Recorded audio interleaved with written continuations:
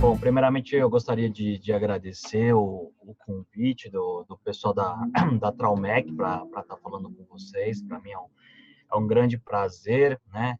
Sempre tenho bons amigos lá, a Adriana, a Lu, que sempre ajuda a gente na parte de educação continuada, né? O pessoal, o Paulo, o César, o Guga, todo o pessoal lá da Traumec, muito obrigado aí.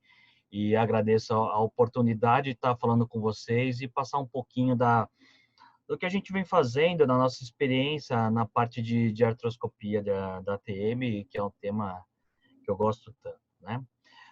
Como o conteúdo tem bastante coisa, né? Então, como que fizemos aí? Nós vamos dividir a aula em duas, na verdade. Então, a gente tem a aula de hoje, que a gente vai falar um pouco sobre a parte de indicações, a parte inicial da artroscopia, a parte de diagnóstico, e um pouquinho, a gente vai começar um pouquinho sobre a parte operatória. E aí a gente deixou para a próxima semana para falar um pouquinho sobre a parte da artroscopia avançada. Então, que a gente vai continuar com o trabalho da parte operatória. E aí depois, na próxima semana, a gente vai falar um pouquinho sobre a parte avançada, então, da artroscopia. A gente vai falar basicamente continuar com a parte operatória e a gente entra na parte da discopexia por vídeo também. Então, em 1918, Kenji Takashi ele era um ortopedista da Universidade de Tóquio. Ele foi o primeiro a utilizar, então, um artroscópio, claro que um artroscópio primitivo ainda, né? Imagina que era um conjunto de lentes que ainda não tinha nem iluminação, né? Imagina o quanto era precário, né? A qualidade das imagens que eram obtidas nessa época, mas ele foi o primeiro a realizar, então, uma artroscopia de joelho em cadáver. Em 1921, o Eugene Bischer, que era um suíço, que ele trabalhava nos Estados Unidos, ele foi o primeiro realmente a fazer uma artroscopia em humanos, usando o mesmo princípio do artroscópio, ou que na época era chamada de cistoscópio, né, pelo Dr. Takashi. E em 1962, nós temos o desenvolvimento do que seria o artroscópio moderno, pelo Dr. Watanabe. Então, se vocês forem observar essa imagem, né, aqui na região central, esse é a ótica ou artroscópio do Dr. Watanabe, número 21. Então, só para vocês terem uma ideia, então, qual que era a diferença? Então, além daquele conjunto de lentes, que já era o princípio básico que já tinha no cistoscópio, ele tinha acoplado a esse conjunto de lentes uma fonte de luz, né? Mas olha o tamanho do calibre desse instrumental, só para vocês terem uma ideia, né? Então, o diâmetro só da ótica era de 6,5. Então, imagina hoje que a gente trabalha normalmente com uma ótica de 1,9 para ATM, né? O tamanho dessa ótica, mesmo sabendo que, mas não era para ATM, era para ortopedia, né? Mas mesmo assim, para o pessoal do otorrino usa um artroscópio, né? Ou uma ótica de 4 milímetros. Ainda assim, era muito, pensando que além do conjunto de lentes, ainda tinha a fonte de luz. Mas ele foi, né, nessa demonstração, a realização de uma meniscectomia, utilizando, então, essa ótica proposta ou construída pelo Dr. Watanabe. E para a gente, né, como importância na área da artroscopia de ATM, foi o Dr. Masatoshi Onishi. O Dr. Onishi, ele trabalhava na Universidade de Kyoto, né, e observando que o pessoal da ortopedia começou a realizar, então, os procedimentos de artroscopia da parte ortopédica, ele pensou, não, por que não fazer isso também na articulação temporomandibular? E em 1975, então, o Dr. Onishi ele foi o primeiro, então, a realizar uma artroscopia na articulação temporomandibular de um paciente. Também trabalhava junto com o Dr. Onishi, na Universidade de Kyoto, o Dr. Kenichiro Murakami. E o Dr. Kenichiro Murakami é outra pessoa muito importante também na área da artroscopia da TM, porque foi o Dr. Murakami que fez as correlações entre as imagens que eram obtidas através da artroscopia da TM com as peças anatômicas. Então, até hoje, toda nômina que a gente utiliza em artroscopia, então quando a gente fala, um recesso posterior, zona intermediária, protuberância oblíqua, todos esses nomes foram dados em 1981 pelo Dr. Murakami, né? Então fazendo essa correlação entre os achados artroscópicos e as imagens obtidas através das peças anatômicas. Aqui uma imagem, né? Até hoje o Dr. Murakami ele continua ativo lá no Japão. Eu tive o prazer de conhecer e passar um tempo, né, com o Dr. Murakami. E só para vocês terem uma ideia, ele continua operando ainda, né, lá na Universidade de Kyoto. E além, né, do pessoal do Japão, né, teve muita importância nesse início da artroscopia, também o grupo da que a gente fala que é da escola nórdica. Então, principalmente o pessoal da Suécia, o Dr. Rumlund e o Dr. Helsing, que todo mundo que faz, né, a artrocentese utiliza, né, a linha, né, que vai do tragus ao canto do olho, que são as medidas, né, propostas pelo Dr. Rumlund Helsing a partir de estudos em peças cadavéricas também, né? Então, foram eles que determinaram, então, parte também dessas medidas que até hoje a gente utiliza em artroscopia.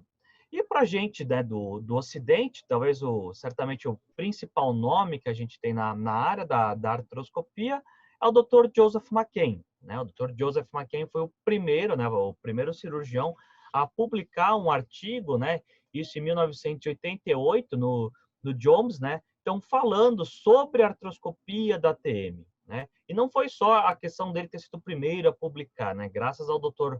McCain, que a gente tem todo o desenvolvimento, né, da parte de instrumental e, consequentemente, a partir dos instrumentais, a parte de técnica, que até hoje é utilizada em artroscopia, né? Então, muito hoje dos conceitos de técnicas que a gente utiliza na artroscopia de ATM se deve graças ao Dr.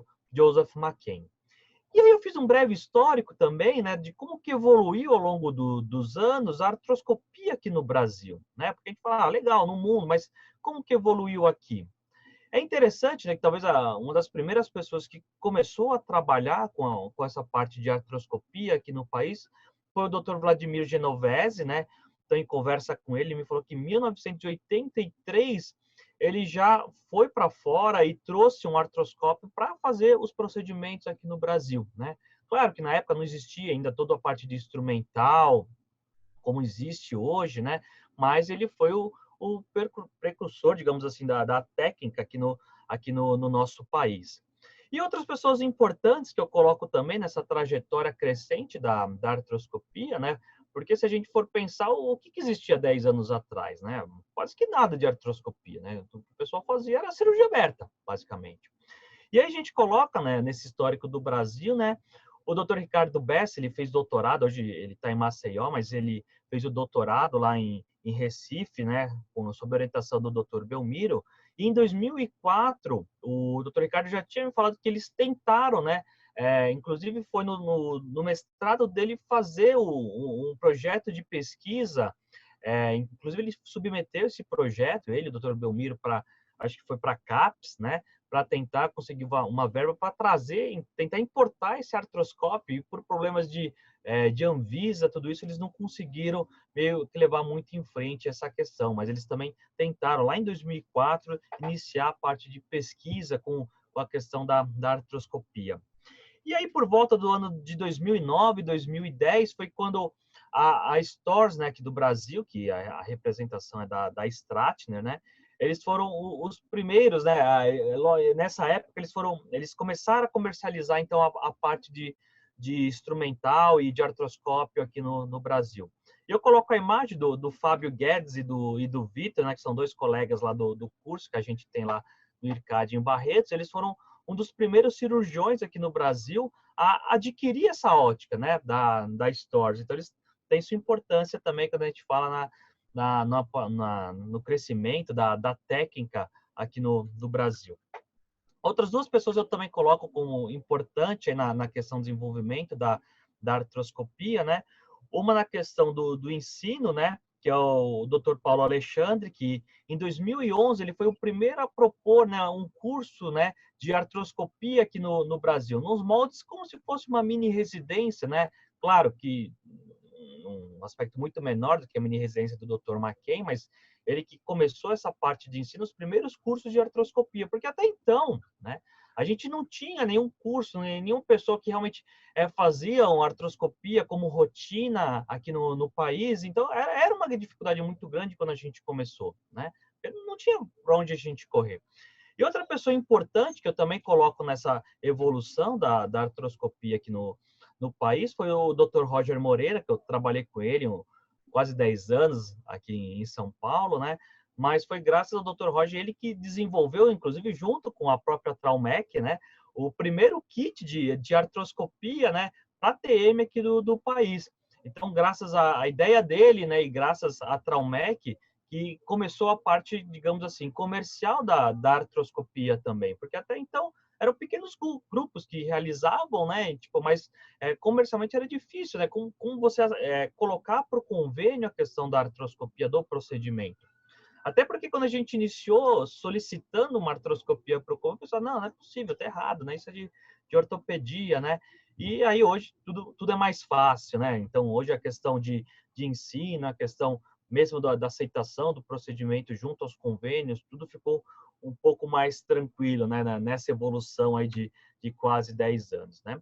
E eu coloco também, né, e até para agradecer todo o grupo que a gente tem lá no IRCAD, que a gente faz o curso lá com o cadáver. Então, em 2015, a gente começou o curso lá, hoje a gente já está indo para a 11ª turma, né, do nosso curso de artroscopia. E esse curso lá no IRCAD, lá em Barretos, ele foi o primeiro curso a utilizar cadáver fresco aqui no Brasil para treinamento em artroscopia. Isso é muito importante, porque tudo bem, você tinha a parte teórica, né? E às vezes, vamos fazer um treinamento em caixa preta, e às vezes pega o pimentão, o mamão, né? Aí, até então a gente também não tinha os simuladores que a gente tem, por exemplo, da Prodelphos, né? Então, como começar, né, a realizar os procedimentos. Então, eu acho que o curso também teve a sua importância lá em 2015, de ser o primeiro curso realmente voltado para o treinamento na parte de artroscopia de ATM, utilizando o cadáver aqui no Brasil, tá? E aí, o pessoal pergunta muito, né? E quais são as vantagens de fazer artroscopia em relação à cirurgia aberta? São várias, né? Então, por que você gosta tanto, né, Fábio? Você fala tanto de artroscopia. Primeira coisa que a gente tem um melhor diagnóstico intraarticular. Então, por exemplo, você faz uma artrocentese, às vezes o paciente ele melhora, né? Melhora, mas você não sabe muito bem por quê. Aí vem mas melhorou que você tirou os componentes inflamatórios, mas você não sabe o que acontece lá dentro da articulação. Porque você não sabe como é que está esse disco, né? Ele está íntegro, existe algum grau de deslocamento, tem uma inflamação, a gente não sabe, né? Teve um caso, porque era uma paciente que tinha condromatose, a gente chegou a fazer 3 artrocenteses para essa paciente, a paciente não melhorava em relação à dor, a gente foi para a artroscopia, daí que a gente percebeu que era um quadro de condromatose, né? E aí ela melhorou, a gente conseguiu remover a condromatose por via artroscópica e a paciente melhorou demais, né? Então, tudo isso por quê? Porque a gente não tem um diagnóstico tão bom. A artroscopia, além de ser uma forma de tratamento, ela também é uma forma de diagnóstico, né? Com uma altíssima especificidade para a articulação temporomandibular, né? Então, isso é muito importante. Além disso, é um procedimento menos invasivo se a gente comparar com uma cirurgia aberta, né? A chance de ter algum tipo de acidente, alguma complicação com a artroscopia, seguindo a técnica correta, ela é menor do que uma cirurgia aberta. Em termos de morbidade para o nosso paciente, ela também é muito melhor do que a cirurgia aberta, né? Então, tem uma série de vantagens, desde, claro, que seja realizada de uma forma correta, né? Tem uma melhor e mais rápida recuperação, como eu já citei para vocês, e menor índice de acidentes e complicações, que eu também citei, e sempre coloco uma ressalva, né? Desde que realizada de uma forma correta, tecnicamente correta. Porque, claro, não é porque é uma técnica minimamente invasiva que é uma técnica isenta de possibilidades de acidentes e complicações. Eles podem acontecer se você não seguir a técnica correta do seu paciente, tá? Bom, quando que a gente indica? Esse quadrinho, eu sempre coloco esse quadrinho, porque toda vez que eu vejo um paciente, eu procuro classificar, né, as alterações patológicas que a gente encontra, né, em relação à articulação temporomandibular, estruturas adjacentes de um paciente, eu tento colocar nesse quadrinho. Então, o que o meu paciente ele pode ter? Ele pode ter uma alteração muscular, né? Pode ter uma alteração inflamatória da articulação, né? Que está naquele quadro de dor, uma artralgia bem localizada na região articular, que aí, quando a gente está num procedimento de artroscopia, fica mais evidente para a gente, para saber se realmente esse quadro inflamatório, essa artralgia, é decorrente de uma sinovite, que é uma inflamação daquele tecido sinovial do paciente, ou uma capsulite, que é uma inflamação da cápsula. Se esse paciente tem desarranjo interno, que são os deslocamentos discais do nosso paciente, né, que normalmente é anteromedial, o tipo de deslocamento, que é o deslocamento mais comum, apesar que pode ter outros deslocamentos, como lateral, como posterior, né? As alterações degenerativas, então ele está falando principalmente das osteoartrites, né? que realmente é uma situação mais difícil sempre de ser tratada da articulação, e as alterações anatômicas, tá? Que a gente envolve, né, os tumores, principalmente, claro, o osteocondroma, né? E os quadros de anquilose, de hiperplasia de côndilo, então todas essas alterações, digamos, maiores da articulação temporomandibular. E aonde que a gente pode trabalhar com artroscopia? Então, a gente pode trabalhar nas alterações inflamatórias, então a gente pode fazer uma artroscopia lisa e lavagem, a gente pode fazer uma parte operatória com algum tipo de infiltração ou cauterização para tratar né, esse quadro inflamatório, as sinovites que a gente encontra dentro dessa articulação. A gente pode trabalhar também na questão do desarranjo interno, então todo paciente que tem né, esse deslocamento discal, então a gente pode fazer diversas técnicas de sutura, técnicas para reposicionar esse disco, que a gente vai abordar na próxima aula, né? Então, isso pode ser feito por via artroscópica também, e também pode realizar também o tratamento das alterações degenerativas, né? Então, a gente vai ver, fazer parte de infiltrações, utilizar, então, a viscosuplementação, fatores de crescimento, então, uma série de coisas que a gente pode tratar esses pacientes com essas alterações degenerativas. Então, são essas as 3 principais indicações para artroscopia de ATM. Beleza, então vamos lá. Então, como que a gente classifica, né, a artroscopia de ATM? Então, o Dr. McKen, né, ele classifica a artroscopia em 3 grandes níveis, né? Então, quais são esses níveis? O nível 1, que é chamada artroscopia lisa e lavagem. Então, o que que é isso? Basicamente, a artroscopia diagnóstica. Então, a gente vai entrar dentro dessa articulação e vamos visualizar no interior dessa articulação todas as alterações patológicas que a gente pode encontrar nessa articulação e, consequentemente, né, a partir do nível 2 e 3, realizar o tratamento dessas alterações. Mas, em muitos casos, a gente pode entrar numa articulação e simplesmente fazer uma lisolavagem, que nada mais seria do que uma artrocentese videoassistida, né? Então, a gente entra dentro da articulação, visualiza o que está acontecendo e pode tratar, se for o caso, né? Então, a partir né, daquele diagnóstico que a gente faz na artroscopia liso-lavagem, que é a artroscopia nível 1, então a gente passa para a chamada artroscopia nível 2, que trabalha o quê? Com a parte operatória. Então, o que a gente vai trabalhar dentro dessa articulação? Então, a gente pode instrumentar. Então, por exemplo, se tem uma aderência, uma pseudoparede, a gente pode romper essa aderência, essa pseudoparede, para dar mobilidade para o nosso disco articular. A gente pode fazer uma capsulotomia, miotomia, para dar mobilidade para esse disco, para trazer esse disco em posição. A gente pode trabalhar ainda com cauterização do tecido retrodiscal, né? Então, quando a gente encontra sinovite naquela região, é uma possibilidade. A gente pode trabalhar com cauterização para encurtar a questão do ligamento, né? Na região mais posterior, né? Evitar, por exemplo, uma luxação recidivante, né? Uma forma de tratamento também. E nós podemos fazer as infiltrações. As infiltrações podem ser infiltrações intracapsulares ou intrasinovial nessa articulação. Então, a gente também pode trabalhar dessa forma. E no final de tudo, que a gente pode fazer a artroscopia né, nível 3, a chamada discopexia por via artroscópica. Então, trazer o disco para a sua posição de normalidade. Então, são basicamente esses 3 níveis que a gente pode trabalhar na artroscopia. Né? O que é importante? A gente sempre precisa seguir sempre uma sequência. Então, começar com artroscopia nível 1, passar para artroscopia nível 2 e depois ir para artroscopia nível 3. Isso é muito importante. E quais são os princípios gerais da artroscopia? Então, primeira coisa, o que é? A articulação precisa estar sempre distendida. Então, por exemplo, em cirurgia geral, é muito comum utilizar gás para estender a cavidade abdominal, né? Na articulação, o que a gente utiliza? Normalmente a gente faz a irrigação. E normalmente a gente utiliza o ringer, né? Para irrigar essa articulação. Por que é o ringer, né? Porque o ringer ele é uma substância mais fisiológica, né? Para o líquido sinovial do que o soro fisiológico. Então, por isso a nossa preferência é utilizar o ringer. A gente tem que estar sempre, claro, irrigando, né, expandindo aquela articulação para poder trabalhar, né? Você pode observar que durante o procedimento de artroscopia, se a gente para de irrigar, a gente perde a visualização do interior da articulação. A gente precisa fazer sempre uma manipulação, né, cuidadosa. Nós estamos fazendo um procedimento minimamente invasivo, né? Então não adianta você entrar dentro da articulação, destruir a articulação, né? A gente chama de destruir a fibrocartilagem, né? A gente chama de scuff, né? Dentro da articulação, porque não é legal, né? Seu paciente não vai ter um bom pós-operatório, não vai ter uma boa recuperação, né? Então, você está falando, né, de um procedimento minimamente invasivo, claro que a gente precisa ter cuidado quando está trabalhando dentro dessa articulação, tá bom? E, claro, manter a articulação sempre distendida, como eu já comentei com vocês.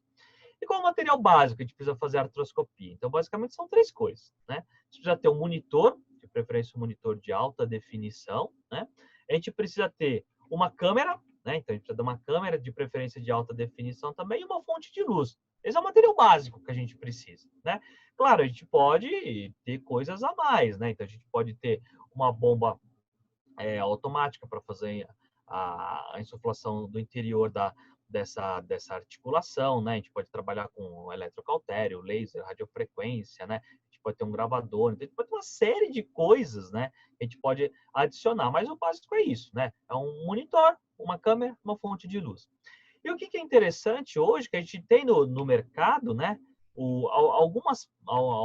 Perdão. A gente tem algum aqui no mercado, né? Alguns kits, né? Que são kits compactos, né? Então a gente tem esse aqui foi o primeiro telepack desenvolvido pela Stores, né? Porque ele no mesmo conjuntinho ele tem a câmera, o monitor e a fonte de luz. Isso é muito bacana, né? E hoje tem os telepacks que são inclusive em alta definição, HD, né? Que não perde nada as torres de vídeo. E esse equipamento, que é o OnPoint, né? O OnPoint ele tem a sua importância porque ele foi desenvolvido pela Biomet, né? E lançado no mercado em 2009. O OnPoint ele tem a sua importância porque ele foi o primeiro equipamento desenvolvido especificamente para artroscopia de ATM. Só que o OnPoint, né, como a ponta dele é descartável, né? Ele é formado por um conjunto de fibra ótica, né? E não um conjunto de lente, como as óticas que a gente normalmente trabalha, né? Então, a qualidade da imagem não é tão boa. Ele é um equipamento mais adequado, né? Para se trabalhar a parte de artroscopia diagnóstica, lise e lavagem, não a parte operatória. Em relação às óticas, né, o padrão é a gente utilizar óticas de 1.9, tá? Esse é o padrão, né? E essas óticas podem ser óticas de 0 graus ou óticas anguladas, com óticas de 30, né? Então, basicamente, essa é a diferença de uma ótica de 0, né? E uma ótica de 30 graus, né? E qual que é a diferença? É o campo de visão, né? Quando você trabalha com uma ótica angulada de 30 graus, você tem um campo de visão muito melhor do que quando você trabalha com uma ótica de 0, né? Quando você trabalha com uma ótica de 0, você está sempre olhando para frente. Quando você trabalha com uma ótica de 30, você tem uma visão espacial muito maior. E essa é uma vantagem, que você pode girar a ótica e trabalhar com essa questão da angulação. Então, para quem está começando, a gente fala, começa com ótica de 0. Por quê? É mais fácil para você identificar as estruturas anatômicas. Porque se você está olhando para frente, você está olhando para frente. Quando você trabalha com uma ótica angulada, você assim, ou você depois já tem um conhecimento, né, maior da anatomia, de localização espacial dentro da articulação, mas você está vendo um objeto que, na verdade, está do seu lado. É estranho, você vai falar, mas como assim? Eu estou olhando para frente, teoricamente para a ótica, estou vendo a lateral, né? Então, assim, é um pouco mais difícil, mas com o tempo, o pessoal sempre prefere, normalmente, óticas anguladas. Claro que é uma preferência pessoal isso, né? Mas você vai observar que, com o tempo, né, principalmente quando você começa a fazer a parte operatória, discopexia, né, sempre a preferência é a utilização de óticas anguladas, para você ter um campo de visão melhor, né? E aí, quando a gente pega o artroscópio, a ótica, basicamente o que ele é formado, né? Por um conjunto de lentes. Então, o interior da ótica é um conjunto de lentes, né? Para formar a imagem aqui nessa região que é captada por uma câmera. E além disso, dentro dessa ótica, né, então vai passar também por um conjunto de fibras ópticas, né, então aqui a gente vê a lente, tá vendo? É como se estivesse olhando a ponta, né, do nosso artroscópio, então tem a lente, e ao redor dela tem um conjunto de fibras ópticas que leva à iluminação. E aí o que é importante? Né? Tem que ter cuidado, porque, na verdade, esse artroscópio, a hora que você bate, e ele é uma coisa muito sensível, né? Porque é um conjunto de lentes. Se você bater e você quebrar alguma dessas lentes, você perde a qualidade da imagem. Até que chega uma hora que fica totalmente, você fica escuro, né? Você não enxerga mais nada, uma imagem totalmente desfocada, né? E o problema é que é? Normalmente não tem conserto, né? Não tem manutenção esses artroscópios, porque é um conjuntinho de lente, né? Tem algumas pessoas que até fazem a troca da lente, tudo isso, né? Mas, por exemplo, se acontece isso com o material da Stores, né? Normalmente eles quebrou, eles fazem a base de troca. Você manda para ele artroscópio, você vai pagar o valor de custo, eles te mandam um novo. Não existe conserto para isso, né? Inclusive, se abrir o artroscópio deles, perde totalmente a garantia. Então, o instrumental que assim tem que ter muito cuidado, né? E o que eu aconselho sempre com o tempo, né? A partir do momento que você começa a ter uma rotina, ganhar volume na parte de artroscopia, vale a pena cada cirurgião ter o seu, né? Então, por exemplo, eu tenho o meu artroscópio também, né? Por quê? Para não ficar dependente do artroscópio de uma empresa, de um distribuidor, porque o que que acontece? Às vezes tem algumas empresas que têm um cuidado maior de fazer manutenção. O artroscópio não é eterno, né? Muitas pessoas acham que o artroscópio é eterno, né? Então você compra e fica o resto. Não, artroscópio, a cada, por exemplo, 10 procedimentos, deveria ser feita manutenção. A cada procedimento tem que fazer limpeza da lente, tudo isso, mas a cada 10 procedimentos, normalmente o ideal é que é ter uma pasta de polimento para limpar a lente, tem que checar normalmente no microscópio a vedação que existe dessas lentes, né? Então, tudo isso são procedimentos que precisam ser feitos de rotina. E muitas vezes as empresas, os distribuidores, não cuidam nada, nem limpam direito, né? Pega de um hospital, manda para o outro, né? Às vezes nem limpou direito, aí pega a imagem, não dá para enxergar nada. Então, assim, a partir do momento que você ganha uma rotina, um volume, né? Vale a pena você pensar em cada cirurgião ter o seu artroscópio também, tá?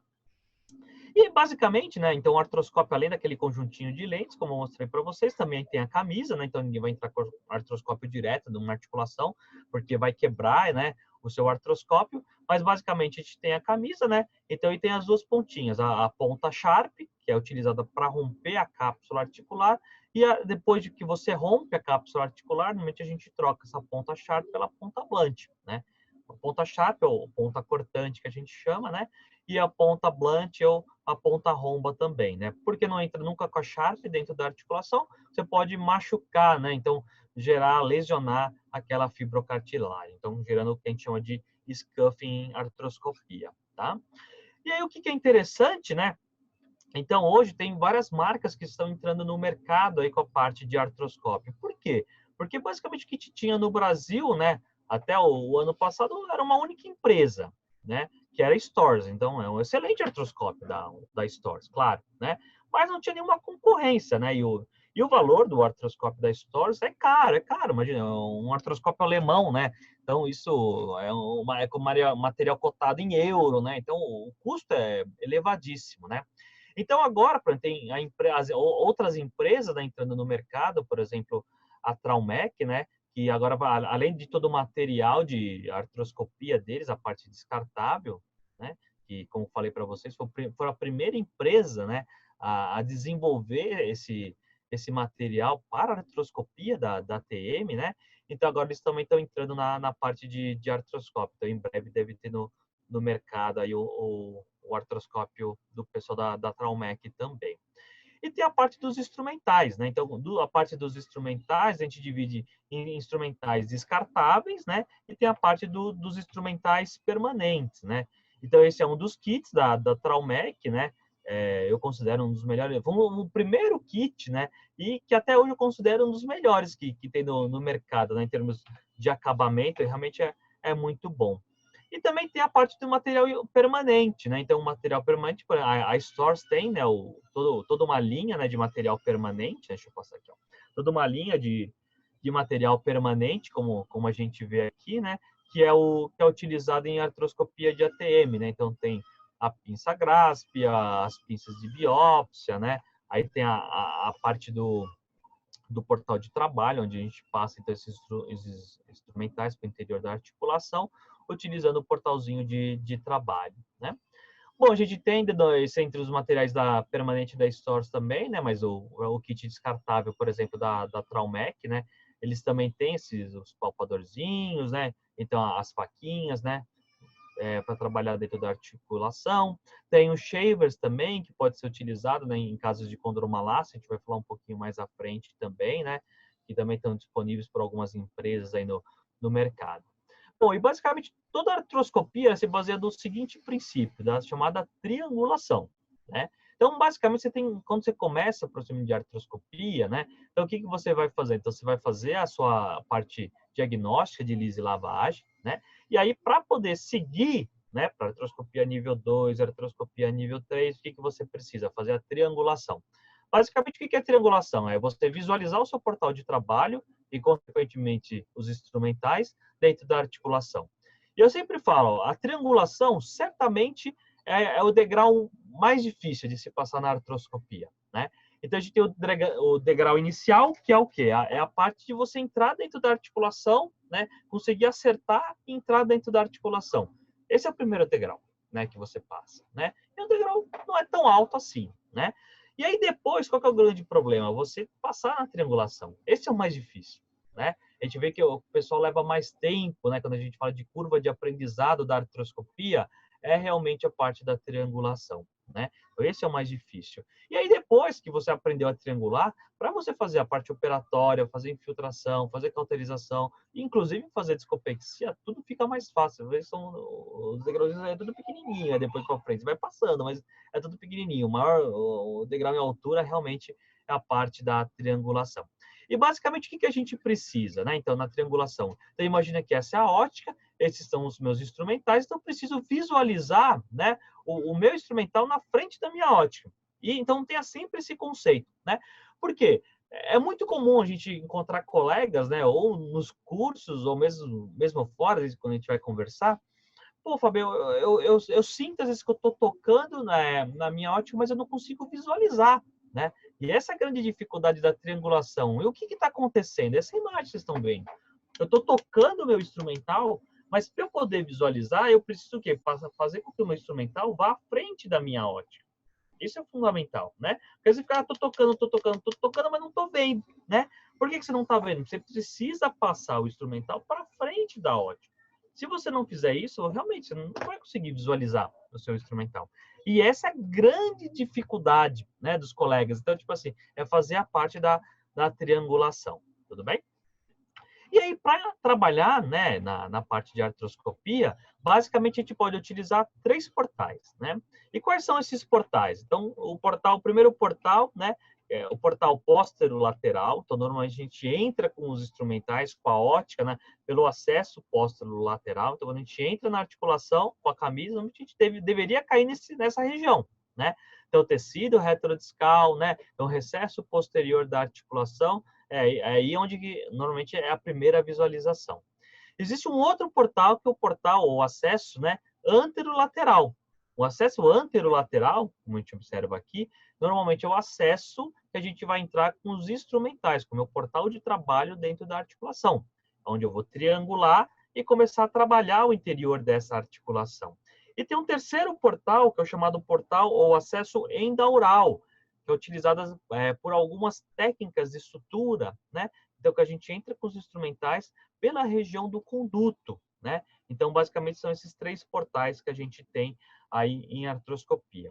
E essa é uma imagem que a gente observa, né? Então, os 3 portais, né? O portal póstero-lateral, o portal anterolateral e o portal endaural, né? Então, observa que a gente entra com os instrumentais por dentro do conduto auditivo. Bom, Fábio, beleza. Então, vamos lá. Quais são as referências que a gente utiliza, né, para entrar nessa articulação? Então, basicamente, a gente pode trabalhar com os 3 portais, né? E nesses 3 portais, né, então, para encontrar esses portais, a gente pode utilizar, então, as chamadas referências numéricas, né, ou as referências anatômicas. Então, quais são as referências numéricas, né? A referência numérica é muito bom para quem está começando, né? Então, tem alguns números para marcar ali na região, né? Claro que com o tempo você acaba partindo para a parte de referência anatômica, né? Você palpa ali a região, até porque tem diferença anatômica de paciente para paciente e às vezes não bate realmente as referências numéricas. Mas, para quem está começando, é bom. Primeiro portal, então, o portal que a gente vai entrar com a ótica dentro da articulação. Onde que a gente vai marcar esse portal, então? Então, a primeira coisa, a gente faz uma linha que vai do tragus ao canto do olho do paciente, nada mais é do que a linha do Rômulo Helsing, né? A gente marca, então, primeiro ponto, 10 milímetros à frente da região do tragus e desce cerca de 2 milímetros. Então, aqui a gente vai entrar o quê? Com a ótica dentro da articulação. O segundo portal é mais 10 milímetros à frente do primeiro ponto, e a gente desce cerca de 7 milímetros, né? E a gente vai entrar o quê? Com uma agulha para drenar o líquido dentro da articulação.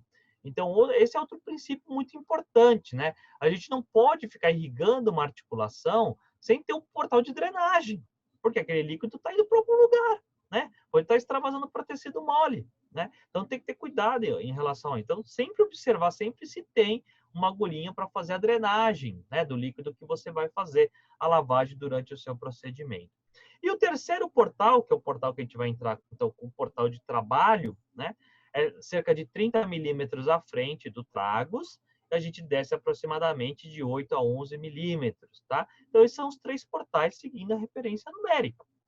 Além da referência numérica, né, então aqui mostrando um paciente, né, então a linha que vai do tragus até a região do canto do olho, então mostrando a divisão 10, 10, 10, né, 2, 7, 10. Então, basicamente, essa é a nossa referência numérica, né, para marcação. Mas, além da referência numérica, a gente também pode utilizar a chamada referência anatômica, né? Então, basicamente, onde que a gente marca esses pontos, né, da referência anatômica? Então, o primeiro ponto que a gente marca é sempre na parte mais superior do teto da fossa, né? Esse vai ser o primeiro pontinho que a gente marca, lá no teto da fossa, o primeiro ponto de referência. O segundo ponto a gente vai marcar logo à frente a região da eminência articular, né? Então, o primeiro ponto, onde a gente vai entrar com a nossa ótica, o portal de trabalho dentro da articulação. E o segundo ponto, que vai ser o quê? Onde a gente vai colocar a nossa agulha para ter a drenagem do líquido, né? Esses são os dois pontinhos iniciais. E como acontece na referência numérica, a gente precisa ter o terceiro portal, né? Que é o portal onde a gente vai entrar com os instrumentais dentro da articulação. E como que a gente define esse terceiro ponto nas referências anatômicas, né? Então, se eu tenho dois pontos, né? Dois pontos eu consigo definir o que é no espaço? Uma reta, né? Então, eu vou passar uma reta por esses dois pontos, né? E cerca de 10 milímetros à frente do segundo ponto dessa reta, né? Eu vou fazer o quê? Eu vou marcar, então, meu terceiro ponto, é o ponto que eu vou entrar, então, com o meu portal de trabalho dentro dessa articulação. Então, essas são as referências anatômicas que nós utilizamos, então, para fazer a artroscopia. Tudo bem? E aí, o que é importante, né? Quando a gente trabalha, então, com o primeiro portal, né? E lembrando o trabalho clássico do Alcaia e do Brawley, né? Então, esse primeiro portal, a gente está relativamente seguro, né? Em relação aos feixes do nervo facial, né? O problema para a gente é principalmente o quê? Quando a gente trabalha com o segundo e o terceiro portal. Porque a gente está entrando, né, com a nossa agulha, que não é tanto problema, mas principalmente um portal de trabalho, né? Que tem um diâmetro maior, um calibre maior, né, do que uma agulha, né? Às vezes a gente tem que manipular essa região. Se a gente utiliza um eletrocautério, às vezes ele esquenta, né? Passa corrente por ali no meio dos ramos do facial. Então tem que ter cuidado, porque às vezes acontece, infelizmente, às vezes o paciente evolui com uma neuropraxia decorrente disso, né? Então é importante a gente ter um pouco de cuidado, principalmente, né? Então, com o segundo e o terceiro portal de trabalho, porque eles estão passando bem entre os ramos do facial. Em artroscopia, existe uma área de risco, né? E qual seria essa área de risco? A gente fala que é a parede medial, né, da nossa articulação. Essa região da parede medial é uma região que a gente deveria sempre manter intacta, né?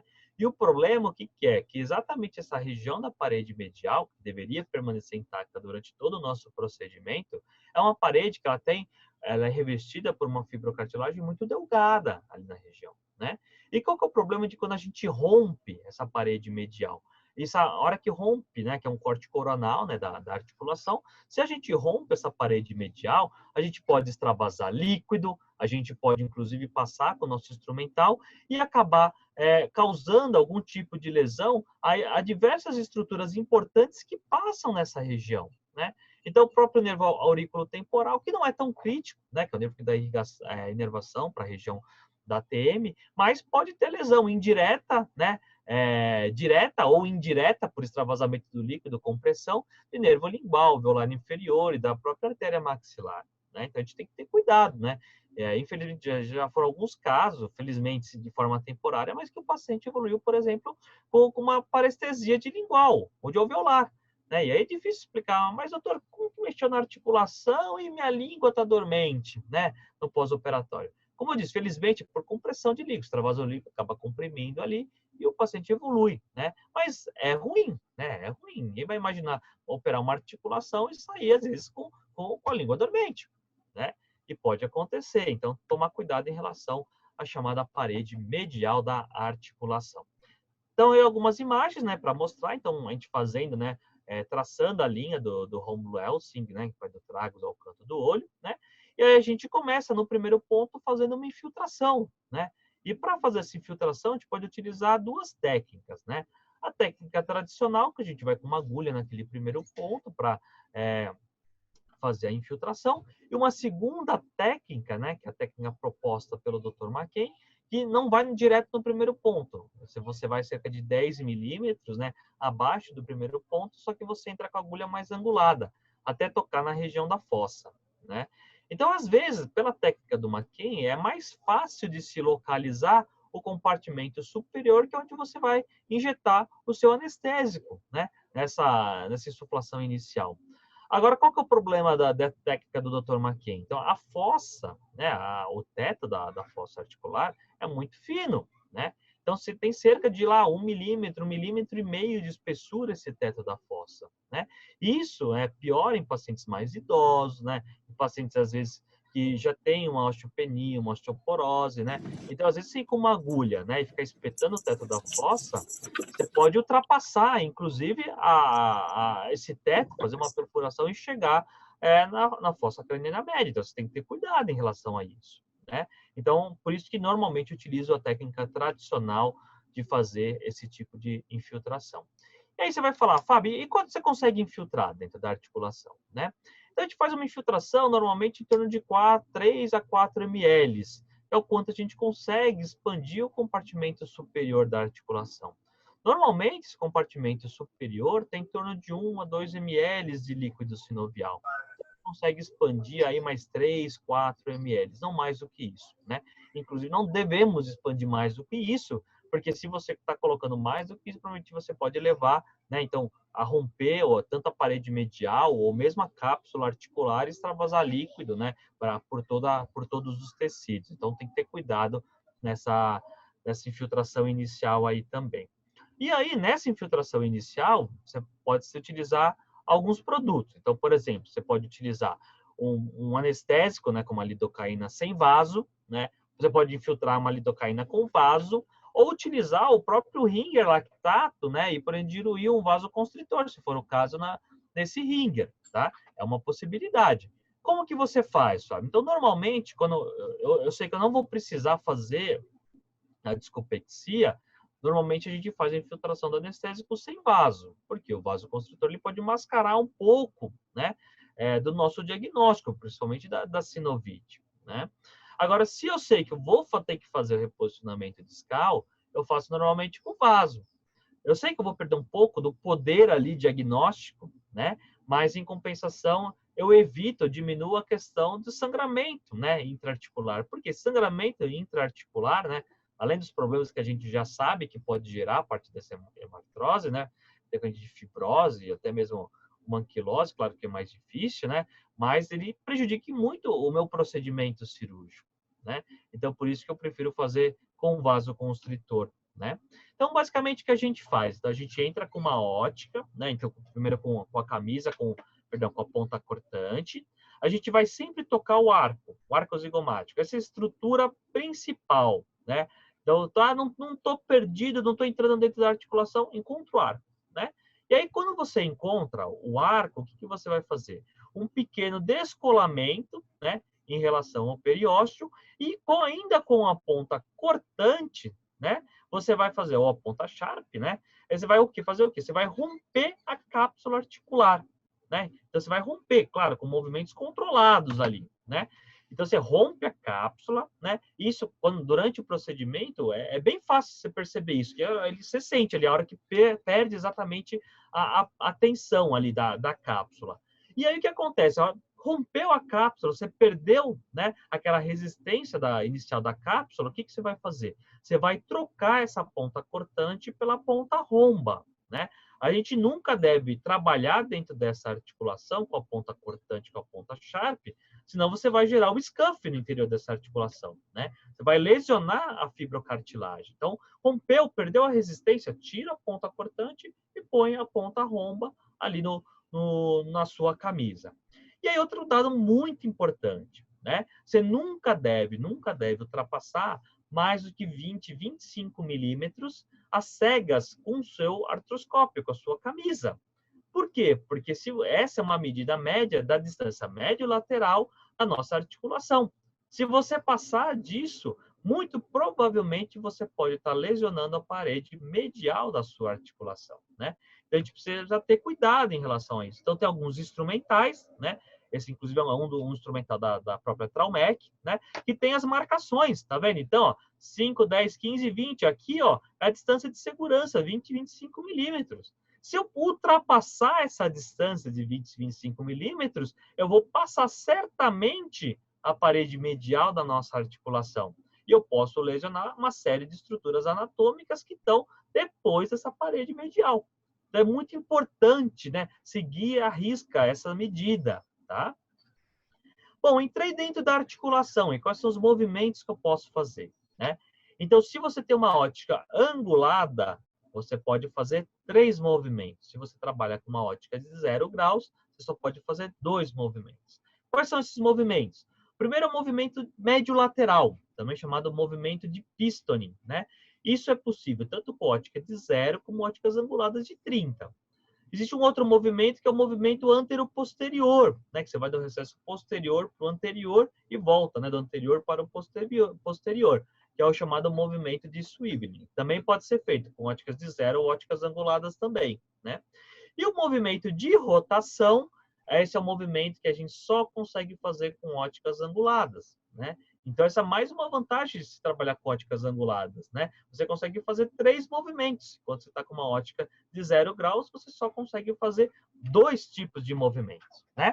Beleza, entrei dentro da articulação. O que eu vou fazer? Eu vou fazer o quê? A nossa artroscopia diagnóstica, né? Então, tem algumas regiões, né? O Dr. Gonzalez Garcia, ele determinou para a gente 7 regiões que, obrigatoriamente, a gente precisa avaliar quando a gente está dentro da articulação, né? E é importante você seguir toda essa sequência, né? Então, o que eu vou avaliar? Parede medial, tecido retrodiscal, cortina sinovial média, eminência articular, escoarticular, zona intermediária, recesso anterior, né? Então, eu vou fazer uma varredura completa dessa articulação. E aí, o que é legal? Você anotar tudo que você encontrou de problema, né? De alteração patológica nessa articulação. Encontrei sinovite, região no recesso posterior, uma sinovite grau 2, encontrei uma aderência, né? Uma banda fibrosa simples na região da zona intermediária, na parede medial também tinha sinovite, encontrei uma condromatose na região do recesso anterior. Você vai anotando tudo isso. Por quê? Porque você vai precisar tratar essa articulação, né? Então, depois que você fez a artroscopia nível 1. Isso é muito importante, né? Então, aqui são as regiões, né? Que a gente entra dentro da articulação, então a gente visualiza cada uma dessas regiões, né? Visualiza o que tem de alteração, anota isso, porque a gente vai ter que tratar, né? Eu sempre falo, tipo, você vai, né, de posterior para anterior, né? Posterior, zona intermediária, recesso anterior. Aí você volta tratando. Recesso anterior, zona intermediária, recesso posterior, né? Encontrando tudo que você encontrou de alteração, né? Então, quando a gente entra na articulação, basicamente essa imagem que a gente vê, né, do recesso posterior, né? Então, o que a gente vê, né? Então, tecido retrodiscal, a região da protuberância oblíqua, cortina sinovial, parede medial, né? Essas são as estruturas que a gente visualiza no recesso posterior. Na zona intermediária, né, quando a gente vira um pouquinho mais à frente, então a gente consegue ver a chamada o branco com branco, né, que é a vertente posterior da eminência articular, e o disco articular ou o tecido retrodiscal que pode estar alongado, nos casos de deslocamento anterior desse disco, né? Então, se o disco está anteriorizado, né, e está totalmente lá na frente, né, quando está na zona intermediária, a gente não visualiza disco, a gente visualiza o tecido retrodiscal alongado, né? E aí, já no recesso anterior, aí sim, né, a gente vai visualizar o disco, inclusive dos casos de deslocamento discal, né? Então, aqui é a região do recesso anterior, onde a gente vai fazer a capsulotomia, a miotomia, a região do nosso disco articular. E aí, o que é importante? A hora que a gente está na zona intermediária, né, a gente define o chamado roofing, né? O que é o roofing? O roofing é o grau de recobrimento, né, dessa minha cabeça, da mandíbula, do disco articular, pelo meu disco, né? E aí, quando esse disco está na posição correta, o que a gente fala? Que é um roofing de 100%, né? Então, a cabeça da mandíbula, o côndilo, está totalmente recoberto pelo disco articular. Se esse RUF cobre metade, né, da cabeça da mandíbula, é um RUF de 50%. Se o disco está totalmente anteriorizado, né, não tem nenhuma cobertura, né, desse côndilo pelo disco, a gente fala que o RUFing é zero, né? Isso é importante você avaliar também, né, durante o seu procedimento, o quanto que é o RUF que você encontrou para os seus pacientes, né? Então, passar um vídeo, né, para a gente entender um pouquinho melhor como que é, então, esse procedimento inicial, né, de entrada dentro da articulação, né, e a triangulação. Então, inicialmente fazendo uma infiltração. É importante, a hora que você faz a infiltração, ter certeza que está dentro da articulação, que tem que fazer uma resistência, né, e normalmente faz uma protrusão da região da mandíbula. A gente vai entrar com artroscópio, né, e aí a hora que a gente entra com o artroscópio, vai drenar aquele líquido, né, que estava dentro da articulação. A gente entra inicialmente com a ponta cortante, né, e aí a gente troca essa ponta cortante, tá vendo? A ponta cortante pela ponta romba, né.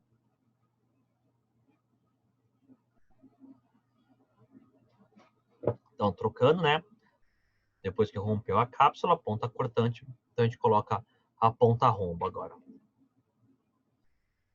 E aí, agora que entrou dentro da articulação, então a gente vai com o artroscópio, né? Então, e fazer a nossa parte do diagnóstico, né? Então, a gente vai visualizar tudo que tem de alteração patológica, né? Dentro dessa articulação, e aí depois a gente vem tratando, né? Então, a gente vê, tá vendo? Ó, disco totalmente anteriorizado para esse caso, né? Ó, um roofing de zero, zona intermediária, branco com branco, né?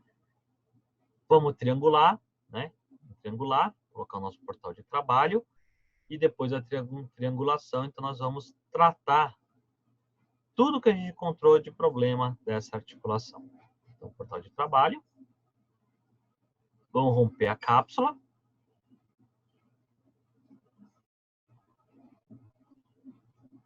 Então, a gente rompe a cápsula, triangulei, tá vendo? E aí eu posso entrar com os instrumentais dentro da articulação e ir tratando essa articulação aí, tá bom? Bom, segundo portal, né? Então, depois que a gente entrou com o portal de trabalho, né? Então a gente vai entrar com os instrumentais dentro dessa articulação. Então a gente pode eliminar aderência com um gancho, né? Com uma faquinha, com uma tesoura. A gente pode utilizar o shaver no caso de condromalácia para as degenerações. A gente pode utilizar uma radiofrequência, o eletrocautério, um laser dentro dessa articulação, né? Então, basicamente, o que a gente tem à disposição? O eletrocautério, a radiofrequência e o laser para a gente trabalhar dentro dessa articulação, né? Quando começou a artroscopia, né? Então, lá em 2010, 2011, né? Então, o que a gente tinha à disposição aqui no Brasil? Basicamente era o eletrocautério só, né? Porque a gente não tinha radiofrequência, não tinha laser, né? Para trabalhar dentro dessa articulação. Então, inclusive, essa ponta foi desenvolvida pela própria Traumec, né? A Traumec, ela começou, né? O pessoal sempre conta lá, o César, o Google, o Paulo, né? Começou desenvolvendo um dissector. Na verdade, era uma cópia, né? Da conhecida agulha colorada, né? Então, a Traumec começou desenvolvendo, né? Com o dissector, o projeto da Traumec. E aí, em artroscopia, basicamente, quando lançaram, né, o primeiro kit, né, do Brasil, né? A Traumec, ela desenvolveu um dissector longo. Então, basicamente, ela pegou aquela agulha, o primeiro projeto da Traumec, né? O que ela fez? Simplesmente ela alongou, né? Só que hoje a gente sabe que o problema do eletrocautério é que ela tem uma temperatura muito elevada, né? Então, hoje, o que é o ideal? Você trabalhar com radiofrequência e não com eletrocautério, né? E provavelmente para esse ano, né? Sei que muitos projetos foram adiados por causa da pandemia, mas várias empresas estavam entrando agora esse ano no mercado com radiofrequência também, né? Que hoje, provavelmente, é o ideal, né, de você trabalhar quando comparado com o eletrocautério. O problema da radiofrequência é que o custo é mais elevado também, né? E aí com laser nem se fala, né? Mas basicamente, por que a gente utiliza uma radiofrequência ou um eletrocautério, né? Para fazer capsulotomia e miotomia, então eliminar alguma aderência, tratar uma sinovite, né? Então tudo isso a gente precisa desse instrumental, né? É quase que obrigatório num procedimento de artroscopia, a não ser que você vai ficar só analise e lavagem, mas você ter uma ponto de radiofrequência tem um eletrocautério também, né? Então, como eu falei, o problema do eletrocautério é isso, é a temperatura, né? Então, muito elevada. A pontinha do eletrocautério chega a 400 graus, né? Então, você está falando de um procedimento minimamente invasivo, claro que isso não seria o ideal para a gente, né? E aí existe a grande diferença, porque na radiofrequência, essa temperatura cai para 40, 70 graus, né? Então, você sai de 400 do eletrocautério para 40, 70, né? Claro que é muito mais fisiológico uma temperatura de 40, 70 do que de 400 graus. Não dá para comparar isso, né? E isso, claro, que acaba refletindo aonde? Na qualidade do seu corte que você faz, na qualidade da sua eletrocoagulação, né? Então, por exemplo, quando a gente utiliza, né, como a gente vê nessa imagem, uma ponta de eletrocautério, gera uma área de carbonização. É normal, é isso daí, né? Não que seja normal no sentido desesperado, mas é normal frente à temperatura. E é muito diferente, por exemplo, quando você trabalha com uma radiofrequência, né? Porque não forma aquela área de carbonização, né? E a outra opção, o que é? Você trabalhar com laser, né? O problema do laser, o que é? Custo, né? O laser é bacana, é lógico que é bacana, né? Principalmente quando você trabalha com laser específicos, né? Como o laser de Home-Yag, né? O problema, o que é? É custo em relação ao laser, né? E você ter um laser que trabalhe específico em algumas faixas dentro da articulação. Por quê? O comprimento, o laser basicamente é uma fonte de luz altamente concentrada, né? Que vai trabalhar, dependendo do comprimento de onda, ele vai trabalhar em determinados tecidos, né? Então, eu quero, por exemplo, um laser para trabalhar em colágeno e água, para fazer capsulotomia, romper uma aderência, mas, ao mesmo tempo, eu quero um laser para trabalhar onde? Na hemoglobina, para fazer uma cauterização de sinovite, né? Então, essa é a dificuldade, né? No mercado, então, estou começando a aparecer alguns aparelhos de laser, né? Tem esse da DMC, né? Que ele trabalha, então, nesses dois comprimentos de onda. E aí é um trabalho bem interessante que mostra, por exemplo, quando você trabalha com eletrocautério, né, a área realmente de carbonização, de necrose tecidual é muito maior quando a gente compara com a radiofrequência e o laser, né? Então, por isso que às vezes é mais interessante você trabalhar com essas outras técnicas, apesar do custo, né? E aqui mostrando, né, então, a utilização de um laser, né? Então, o laser que trabalha, né, no comprimento de onda do colágeno aí, para fazer uma capsulotomia, uma miotomia, né? É um laser que trabalha no comprimento de onda invisível, esse vermelhinho é simplesmente uma luz guia, né? A gente não consegue visualizar o laser em ação, né? Aí o outro, que é um laser que a gente fala que é o laser azul, que trabalha simplesmente no comprimento de onda da hemoglobina. Isso é muito interessante, né? Então, quando você vê uma sinovite dentro da articulação e você consegue cauterizar essa sinovite sem gerar nenhum dano à fibrocartilagem, né? Isso é muito legal, né? Então, por isso que é muito interessante essa questão do laser, né? O problema é custo, né? Ainda é muito caro. E quais são as alterações anatômicas que a gente pode encontrar dentro da articulação? O normal para a gente, né, seria o quê? Então, ter essa imagem aqui, né? Então, ter uma fibrocartilagem branca, lisa, brilhante. Isso seria o ideal, né? Mas, claro que não é isso que a gente encontra. Quem está trabalhando normalmente é articulações doentes, né? Ou, se você vê isso, uma fibrocartilagem muito bonitinha, provavelmente a indicação foi incorreta do procedimento, né? Então, o que a gente visualiza? Então, inflamação, que é sinovite, perfuração de disco, degeneração da fibrocartilagem, que é a condromalácia, presença de aderências, presença de condromatoses, né? Então, tudo isso a gente pode encontrar dentro da articulação. Então, vamos ver cada uma delas, né? A primeira é a sinovite, né? Então, a sinovite a gente pode classificar de grau 1 a grau 4, né? Segundo a classificação do Dr. McKay, né? E o que é importante, Fábio, quando você vê uma sinovite dentro da articulação e por que é importante você tratar? Porque existe uma correlação, como mostram os trabalhos do Dr. Murakami, né, entre o grau de sinovite e a intensidade de dor do nosso paciente. Então, quanto maior, né, esse grau da sinovite, maior a intensidade dessa sinovite, maior é o grau de dor, normalmente relacionado com do nosso paciente, né? Então, por isso que a gente precisa tratar essa sinovite, ela é muito importante para a gente, né? E a gente vai ver depois, na parte operatória, como a gente faz esses tratamentos, né? O que é a condromalácia, né? A condromalácia é a degeneração daquela fibrocartilagem, né?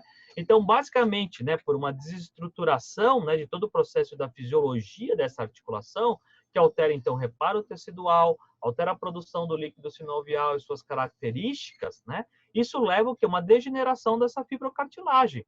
Então, ela deixa de ser aquele branco, liso, brilhante, e começa a aparecer o quê? Algumas fibrilações, inclusive erosões, né? A gente pode classificar essas condromalácias também de grau de 1 a grau 4, né? Então, grau 1 um pequeno edema, grau 2 já começa a ter aquelas fibrilações, grau 3 já tem uma erosão sem exposição do tecido ósseo, grau 4 já tem uma erosão com exposição do tecido ósseo, né? Então, é importante também essa condromalácia, porque normalmente ela está relacionada com as alterações degenerativas, né? Então, lembrando, as alterações degenerativas, osteoartrites, elas são doenças, né, que afetam o quê? Exatamente o osso subcondral e a parte da fibrocartilagem, né? Então, por isso que normalmente essas condromalácias, estágios mais avançados, existe uma correlação com as doenças degenerativas. As aderências, né? Então, as aderências a gente acaba encontrando bastante dentro da articulação, e o principal problema da aderência é que ela gera o quê? A hipomobilidade do disco articular, né? Então, por exemplo, se eu entro numa articulação, né, e o paciente tem limitação de abertura de boca, é muito comum se encontrar essas aderências dentro da articulação, né? E se eu quero, por exemplo, reposicionar o disco, eu preciso soltar essas aderências, né? Como é que eu vou reposicionar o disco com um monte de aderência lá dentro? Não tem como, né? Então, a gente pode classificar essas aderências, né? Então, como a classificação de Kaminisch, banda fibrosa simples, banda fibrosinovial, pseudoparede, então tudo isso pode ser tratado. Condromatose, né, que são esses crescimentos que acontecem dentro da articulação, né, que geram muita dor para o nosso paciente, né? Então, toda vez que a gente encontra, a gente precisa remover essa condromatose. E normalmente esses crescimentos, esses corpos livres, aparecem a partir, né, de processo inflamatório da fibrocartilagem. A fibrocartilagem ela sofre um processo inflamatório, começa a ter uma reação de crescimento desse tecido e ocorre a liberação desses corpos livres para o interior da articulação, tá bom? E aí, né, então, o que é importante para a gente? Existe uma classificação chamada de Bronstein-Merrill, né? Todo mundo que conhece a classificação de Wilks, né? Então, a classificação de Wilks, o que fez o Dr. Wilks? Ele correlacionou os achados clínicos com os achados de exame de imagem, né? E classificou esses estágios de 1 a 5, né? Então, estágio 2, né? Então, um deslocamento anterior de disco com redução, estágio 3, um deslocamento anterior de disco sem redução, estágio 4 já começa a ter algum tipo de degeneração, estágio 5 normalmente já tem uma perfuração. Então, essa é a classificação de Wilks. E aí, que fizeram o Bronstein e o Merrill? Eles pensaram, poxa, legal isso, né? E se a gente pegar, então, e correlacionar, igual fez o Dr. Wilks, só que correlacionar, né, com os achados artroscópicos, né? E é muito parecido com o Wilks, de 1 a 5 também, né? Só que ele coloca, então, estágio 1, um bom roofing, né? Então, um bom recobrimento do nosso disco, um bom posicionamento do disco, né? Tecido sinovial normal e uma condromalácia no máximo de grau 1. Estágio 2, né? O disco ainda é de 50% a 100%, né? Então, relativamente bem posicionado, já começa a encontrar algumas aderências, né? Estágio 3, né? A condromalácia já evolui, já começa a visualizar, então, aquelas fibrilações, né? Um deslocamento já mais importante do disco, né? Então, o roofing já cai bastante, né? Começa a encontrar sinovite e pseudoparedes, né? Estágio 4, deslocamento total do disco, roofing 0, né? Condromalácia grau 3, 4, ou seja, presença de erosões, já agora dentro da fibrocartilagem. E estágio 5, que já principalmente a perfuração discal, né? Então, estágio 1, o que é importante para a gente, né? Então, baseado na classificação do Bronstein e Merrill, eu posso o quê? Determinar o que eu vou fazer nessa articulação. Olha que legal, né? Então, estágio 1, a princípio, não preciso fazer nada, né? Então, tipo assim, teoricamente, uma articulação relativamente sadia. No estágio 2, né? Então, já começa a aumentar o grau de sinovite, um grau 1, grau 2, né? Então, o que eu vou fazer? Uma lise e lavagem. Por quê?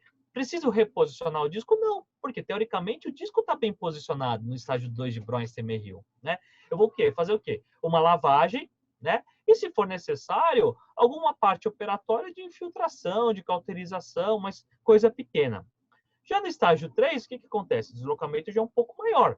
Opa, aí no estágio 3 eu já começo a avaliar a necessidade por exemplo, de se reposicionar o disco articular. Numa sinovite grau 2 ou 3, eu preciso tratar isso daí. Então, eu tenho que cauterizar, vou ter que infiltrar essa articulação, vou ter que fazer uma visco, né? E numa condromalácia grau 1 ou grau 2, basicamente eu não vou fazer nada ainda, né? Em termos para tratamento específico dessa condromalácia, como utilizar o shaver. O que muda já, por exemplo, no estágio 4, né? Por quê? Conforme a condromalácia vai avançando, né? Aí eu já começo a ver a necessidade, por exemplo, de utilizar um shaver numa articulação. Grau 3 e grau 4, né? Um grau bem avançado de sinovite, por exemplo, provavelmente deve ter uma sintomatologia dolorosa importante para esse caso, né? E um roofing quase de zero, então eu vou ter que tratar uma articulação, né? Então, talvez tenha que utilizar o shaver, talvez tenha que fazer infiltração, vou ter que utilizar o cautério, vou ter que reposicionar o disco, né? Então, olha quanta coisa que eu vou acrescentando ao meu procedimento conforme eu vou evoluindo nos estágios de Bronstein e Hill, né? E no estágio 5, aí o que que acontece? São estágios que, por exemplo, já tem uma perfuração discal. Opa, daí quando já tem a perfuração discal, eu já normalmente não está recomendado, como a gente vai ver na próxima aula, a sutura discal, né? Então a gente vai fazer o quê? Vai tratar essa articulação, claro, de todos os problemas que eu encontrei, mas a gente não faz o reposicionamento do disco articular. Então isso é muito importante a gente saber, né, aonde que está o meu problema, em qual estágio que está a minha articulação, segundo o Bronstein e Hill, para saber o tratamento que eu vou propor para esses casos. Então, basicamente, o que a gente faz, né, em toda a sequência, né? Então, a gente filtra anestésico, faz uma artrocentese, faz uma artroscopia diagnóstica, lavagem, vou eliminar aderências, condromatóides, fazer uma capsulotomia, miotomia, vou cauterizar o tecido retrodiscal, vou fazer a discopexia, e a infiltração intra-articular, né? Então, essa parte aqui, daqui para frente, a gente vai ver na próxima aula, né? Então, aqui mostrando, então, a marcação, a infiltração. Eu sempre faço uma artrocentese prévia, né? Para expandir essa articulação. Então, isso facilita a entrada do meu artroscópio, né? Mas não é obrigatório fazer isso, né? Aí eu vou fazer uma incisão, vou entrar com o meu artroscópio, né? Então, faço toda uma parte de diagnóstica, né? Da minha articulação. Vou entrar com o meu portal, né, de trabalho dentro da articulação, eu vou triangular e começar a trabalhar, né? Então, vou eliminar aderência, fazer capsulotomia, cauterizar o tecido retrodiscal. Então, tudo isso estou aqui mostrando. Então, quando a gente entra dentro da articulação, então, basicamente, a gente cai no recesso posterior da articulação, né? Então, a gente vê a região da protuberância oblíqua, né? A gente vê sinovite, grau 1, grau 2, a gente visualiza a região da parede medial, o disco, né? E aí a gente já vai para a zona intermediária, né? Então, vai fazer a passagem para a região do recesso anterior dessa articulação, né? Então, fazendo a passagem aí, a gente sempre procura para ver qual o melhor local, que às vezes é um pouquinho mais medial, às vezes um pouquinho mais lateral para fazer essa passagem. Nesse caso, foi mais fácil fazer por lateral, tá vendo? A gente está na região do recesso anterior, abaixo a gente visualiza disco, né? Acima a região da eminência articular, né?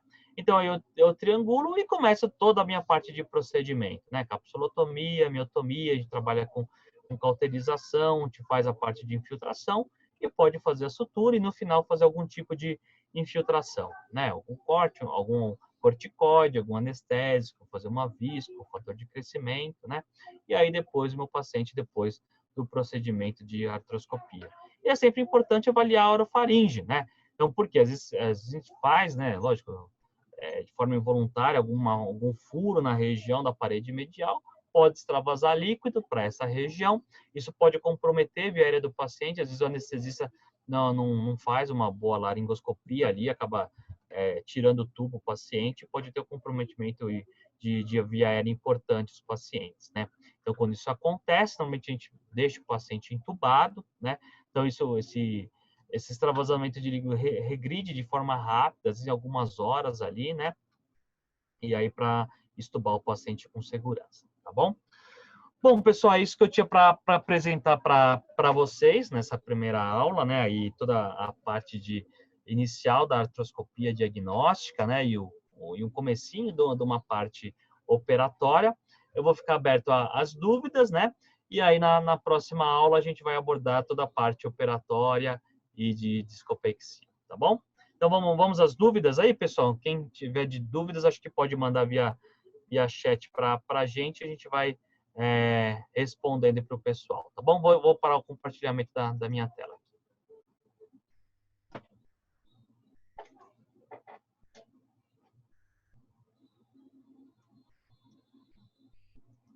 Bom, dúvidas, pessoal? Valeu, obrigado aí, Patrício. Doutor Fábio, a gente já gostaria de agradecer antecipadamente aí a sua participação brilhante, né? Sempre muito generoso no compartilhamento de informações, né? E em nome do ETIC e da Traumec, a gente já agradece E a gente aguarda também todo mundo para a próxima live na semana que vem, sim, aí sim, o método avançado. Uhum. Beleza, a gente preferiu dividir. Primeira coisa, obrigado, né, Lu, pelo convite, né? Eu sempre fico muito feliz. Aí sei que a gente pode, né, compartilhar conhecimento, a gente está sempre à disposição aí, né? E não tinha realmente como, muito cansativo fazer uma aula inteira, né? A parte básica, a parte avançada, né, da artroscopia, por isso que a gente decidiu dividir aí, né, Lu, quando a gente conversou. Bom, tem algumas perguntas chegando aí. Primeiro, obrigado, Patrício, aí, pelo elogio. Pergunta do Eduardo, né? Ele fala como que é a dinâmica da sua equipe durante a artroscopia com quantos auxiliares, né? Normalmente a gente pode fazer a artroscopia, né, com um auxiliar e uma instrumentadora, isso é ideal. Sozinho, praticamente impossível. E eu sempre falo, né, em artroscopia, o auxiliar é muito mais importante do que em qualquer outro procedimento cirúrgico, né? Às vezes o auxiliar está lá só para afastar, só para aspirar ou irrigar, né? Em artroscopia, não, ele tem uma participação fundamental. Primeiro porque, se ele mexer um pouquinho a artroscopia, você já perde. Você triangulou, mexeu, o auxiliar vai lá, esbarra, sai da posição, pronto. Você já perdeu a sua triangulação. E quando você está no início, né, da curva de aprendizado, você vai levar um tempo para conseguir de novo localizar seu instrumental. Então, isso é muito ruim, né? E em alguns procedimentos, na artroscopia, o auxiliar que faz. Então, por exemplo, a hora que vai fazer uma capsulotomia, é o auxiliar que, por exemplo, que vai ativar e vai controlar a profundidade do nosso eletrocautério da radiofrequência. Quando a gente vai fazer sutura discal, né? Então, uma parte, o auxiliar que passa o fio de sutura, né? Então, ele que empurra o fiozinho, né? Então, assim, o auxiliar tem uma importância muito grande em artroscopia. Mas, normalmente, eu trabalho com uma instrumentadora, né? E normalmente, um auxiliar, tá? É suficiente. Não dá para fazer sozinho e só com a instrumentadora, tá bom? Vamos lá. Pergunta do Rômulo, se pode ser realizada no mesmo momento da ortognática ou não é indicado, né? Essa é uma pergunta que todo mundo faz com muita frequência. Quando tem que fazer cirurgia de ATM junto com a ortognática, né? É um dos poucos casos que eu faço ainda aberto, né? Por que isso, Rômulo? Porque se você faz no mesmo tempo cirúrgico a artroscopia sempre no pós-operatório, por um edema intraarticular que permanece, né, sempre gera uma alteração oclusal. Então, todo paciente que sai de uma artroscopia, ele vai ter uma oclusão classe 3, às vezes, ali, né? Se for bilateral, vai ter um látero, né? Quando é unilateral que você faz. Então, para fazer isso junto com a ortognática, eu acho meio complicado, né? Então, assim, uma opção, primeira coisa, se fosse para fazer, teria que ser no final, né? E aí, no pós-operatório, você sempre vai ficar na dúvida, né? Porque o paciente vai ter uma oclusão. E aí você não vai conseguir trabalhar com elástico com esse paciente, você não vai saber se ocorreu algum tipo de erro no posicionamento dos segmentos na sua ortognática. Então, quando tem que fazer simultâneo, eu faço aberto, né? Agora, o que tem o pessoal fazendo bastante, né? E eu acho que talvez seja uma estratégia interessante também. Você fazer, por exemplo, pega um paciente classe 2 que já tem uma degeneração articular, você vai fazer uma ortognática com um avanço mandibular grande, vai fazer um giro anti-horário do plano oclusal dele. O que pode ser feito? Por exemplo, você pode fazer, durante o preparo ortodôntico, fazer uma artroscopia para reposicionar o disco desse paciente, né? Até porque ele vai para a sua cirurgia ortognática com uma articulação muito mais sadia, né? Com o disco bem posicionado, né? Com um procedimento bem tranquilo, que é uma artroscopia, e você não vai precisar levar tanto tempo na sua cirurgia de ter que mexer nas duas articulações. Então, eu vejo isso como uma opção, viu, Romulo? Que eu acho bem interessante também, tá bom? Então, vamos lá. A pergunta da Ana, né? Qual que é a sequência medicamentosa utilizada? Aí, o que você fala, né? Acho que deve ser provavelmente durante o procedimento, né? Então, a gente utiliza, Ana, se não for, depois qualquer coisa você escreve que eu respondo aí. Mas, durante o procedimento, o que a gente trabalha, basicamente? Um corticoide, né? A gente vai abordar isso na próxima aula, mas a gente trabalha com corticoide, de preferência corticoides de depósito, né? Que são aqueles corticoides que permanecem, que são feitos em meio oleosos e que permanecem mais tempo, né? Nos tecidos. Então, a gente prefere para infiltrar isso na região das sinovites. A gente trabalha também, normalmente, com um produto esclerosante, né? Que aqui no Brasil a gente tem o etamolin, né? A etalonamida, que é infiltrada no tecido retrodiscal para gerar uma esclerose naquela região. Então, evitar uma recidiva em relação à presença de vasos que levam há todo um processo inflamatório, né? Então, toda aquela cascata, né? Que altera a fisiologia da articulação e também gera uma fibrose nessa região do tecido retrodiscal. E no final, a gente faz a infiltração normalmente de ácido hialurônico, né? Para fazer a infiltração. Normalmente essa sequência que a gente utiliza, tá bom, Ana? Claro que não são para todos os casos, né? Então, você vai infiltrar um corticoide numa articulação, que às vezes que não tem sinovite, né? Não tem lógica, você tem que saber exatamente o que você quer e o que você encontra para ver a infiltração, que tipo de medicamento que você usa, tá bom? Bom, Daniel, obrigado aí pelo elogio, né? A Michelle. Então, vamos lá. Minha dúvida é a seguinte, você acha que o tempo de duração da melhora dos pacientes estão associado a fatores genéticos ou grau de comprometimento articular? Ou qualquer outro fator? Porque percebo que alguns pacientes se mantêm mais estáveis por mais tempo do que outros. Ah, com certeza, né, Michelle? Tem uma série de fatores, né? Que determinam o prognóstico do seu procedimento, o resultado da sua cirurgia, né? Claro, você pega uma articulação, como eu mostrei, em diversos estágios, né, de Wilks, de Broyce-Hill, né? Claro, você pega numa articulação no estágio mais precoce dos problemas articulares, é claro que o prognóstico vai ser muito melhor do que quando você pega uma articulação no estágio mais tardio, né? Então, por exemplo, você tem uma perfuração discal, o prognóstico é bem ruim, infelizmente, para o seu paciente, né? Quando você pega uma articulação, o disco está sadio ali, não tem degeneração, então aí é bacana, você traz o disco em posição, você vai tratar. Então, assim, o prognóstico é muito bom. E outra coisa que eu vejo que é fundamental em relação ao resultado, é o quanto você controla os fatores que levaram o paciente a apresentar todos esses problemas articulares, né? Então, o que eu falo sempre assim, ó, era o grande erro que existia em relação à cirurgia de ATM no passado. Por quê? O pessoal achava que simplesmente era entrar numa articulação e reposicionar o disco se o paciente estava tratado, né? Então, pense, né, que a cirurgia de ATM, a gente está tratando uma consequência. O disco não nasceu anteriorizado, né? Então, você traz o disco em posição, se você não controlar todos os fatores que levaram esse disco a sofrer o deslocamento, e aí está falando de quais fatores? Desde fatores genéticos, né? Questão de fatores sistêmicos, fatores hormonais, questão de parafunção, questão, às vezes, de alterações anatômicas. Então, uma série de componentes, né, que levam esse disco a sofrer um problema, ou levam essa articulação a apresentar problemas, né? Então, você tem que saber controlar tudo isso, tá? Então, assim, são todos esses fatores que levam o prognóstico da cirurgia. Então, às vezes, você pode fazer uma cirurgia muito bem feita, né? E, infelizmente, não ter um bom resultado. Porque, às vezes, você não controlou tudo isso, tá bom, Michele?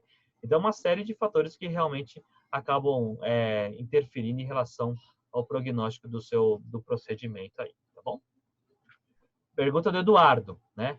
A falta de sinergismo entre os membros da equipe é difícil, né? Qual a sua experiência do treinamento da equipe? Isso aí é questão de você estar sempre com... Às vezes, assim, o pessoal gosta muito, vai fazer o curso, né? Às vezes a gente vai a equipe toda fazer o curso. Eu sempre cito o exemplo, por exemplo, da equipe do João Gonçalves, né? De Araraquara. Ele levou praticamente a equipe toda dele, né? Para fazer o treinamento, né? Apesar de eu trabalhar muito com cirurgia aberta, né? Foi o Luciano, né? Foi o Douglas, foi o próprio João, foi todo mundo fazer o treinamento. Isso é importante, né? E claro, você tem que sempre tentar trabalhar, né, com o mesmo auxiliar. É difícil, né? Por exemplo, quando a gente faz artroscopia, eu opero muito com o Gustavo Tralli, né? Pô, a gente tá treinado, tipo, a gente nem um já sabe a sequência, faz ali direto, né? Tipo assim, não tem nem a gente nem conversa, nem pede ali qual é a próxima etapa, né? Então, claro que o procedimento é muito mais tranquilo, muito mais liso aí, né? Mas não tem jeito, né, Eduardo? Isso é questão de tempo mesmo, né? Tem como. Corticoide ácido, né? Isso mesmo, né? Então, essa sequência mesmo. Corticoide, eu te uso o esclerosante e depois o ácido hialurônico, né? Ainda do Eduardo, excelente sua experiência da própria artroscópio. Não é uma pena que ele não é realidade de muitos lugares. Ainda se sofre muito com a deficiência e manutenção dos equipamentos do mercado. Obrigado pelo elogio. É verdade. Tipo assim, a gente decidiu, né? Decidi ter o meu artroscópio, fazer esse investimento, né? Numa cirurgia que um dia chegou na cirurgia, não sei o que aconteceu, mas a ótica tava laranja. Não me pergunta que eu não sei como conseguiram deixar uma ótica laranja. Se eu olhava para a ótica assim, a lente estava laranja, né? Não dá, né? o paciente em sala, né, a equipe toda lá, infelizmente, você não pode comprometer, né, o resultado do seu procedimento em virtude da empresa que não te disponibiliza um bom artroscópio, né? Infelizmente, não tem como, né? Sato, Lau. Leonardo, quais são as características principais a serem consideradas na escolha do ácido hialurônico? Rapaz, esse é um tópico que vai longe aí a discussão, mas eu vou tentar resumir, que inclusive é a última pergunta aqui do Léo. Seguinte, Léo, no mercado a gente tem ácido hialurônico basicamente de baixo peso molecular e alto peso molecular. Então, cada um tem as suas características, né? Alto peso molecular, alta concentração. A grande vantagem é que normalmente ele permanece mais tempo dentro da articulação e os protocolos de aplicação normalmente são de aplicação única, né? Essa é a grande vantagem. Então, você pode fazer a sua artroscopia e já colocar o seu ácido hialurônico, e normalmente não existe necessidade de reaplicações, né? Porém, você pode trabalhar com ácido hialurônico de baixo peso, né? Outra desvantagem do alto peso é que normalmente ele é mais caro também. E pode trabalhar com de baixo peso, né? Quais são as vantagens de baixo peso? Normalmente o custo é menor do de baixo peso, mas a principal vantagem, né? Mas uma coisa um tanto quanto teórica, que até hoje não foi exatamente provada, mas o que de baixo peso conseguiria entrar, então, dentro da fibrocartilagem, né, e atuar sobre, né, as células, né, dos condrócitos, então, facilitando, né, a proliferação dos condrócitos e produção, né, da matriz extracelular, do colágeno, né, coisa que de alto peso ele não conseguiria entrar dentro dessa fibrocartilagem, né, então ultrapassar essa barreira, mas ele funcionaria muito mais como um amortecedor, né, daquela região, então muito mais para manter as características mecânicas, né. Então, e a desvantagem do de baixo peso é que você teria que fazer aplicações repetitivas para ter um bom resultado, né? Então, a literatura mostra assim, você pega revisões sistemáticas, né, sobre ácido hialurônico, aí você vê que, às vezes, alguns trabalhos mostram uma pequena vantagem do de baixo peso em relação ao de alto, né? Mas aí tem essa questão, né? Que você faz aplicação única, faz 3 aplicações. Alguns são de tão baixo peso que você tem que fazer até 5 aplicações, né? Aplicações semanais. Então, tipo assim, é um tópico à parte. A gente pode ficar uma aula aqui, viu? Olha, falando só sobre ácido hialurônico aqui, mas basicamente tentei passar rapidinho aí a minha opinião sobre eles, tá bom? O Paulo pergunta, então vamos lá, professor, sente alguma dificuldade na autorização dos procedimentos e dos materiais pelos convênios? Paulo, no início foi mais difícil, viu, Paulo? A gente teve uma dificuldade, estou falando aí também já faz um tempo isso, né? Teve uma dificuldade maior, né? E aí aconteceu um grande boom, né? O pessoal, muita gente pedindo artroscopia, né?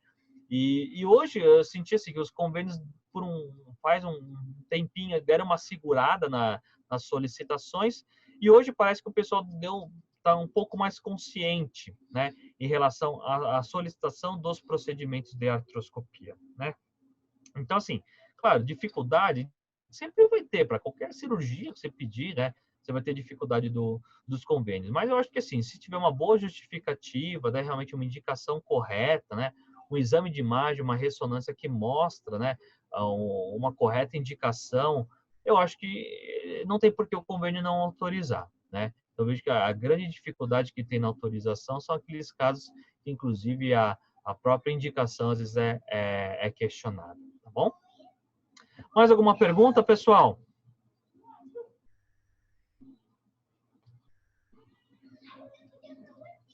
Acho que não, acho que o pessoal respondemos as perguntas. Bom, quem tiver qualquer outra pergunta, tá, eu estou à disposição, né? Eu deixei meu e-mail aí, então quem quiser pode mandar e-mail, tá bom? Tô sempre à disposição aí de vocês, tá? E aí, então, na semana que vem, obrigado aí, Ana, valeu. Então, na próxima semana, então a gente vai abordar a parte mais avançada da artroscopia, tá bom? Muito obrigado pelo convite aí, pessoal do ETIC, pessoal da Traumec, obrigado pelo convite. Obrigado, pessoal, pela audiência que está acompanhando aí a aula. E qualquer dúvida, por favor, pode me escrever. E, se não, quem tiver interesse em continuar aí, na próxima semana a gente fala sobre a parte mais avançada da artroscopia, tá bom? Obrigadão, pessoal. Boa noite para todo mundo aí. Valeu. Boa noite, doutor Fábio. Muito obrigada. Obrigado, Lu. Obrigadão, viu? Boa noite. Boa noite a todos aí. Obrigado, até mais. Tchau, tchau.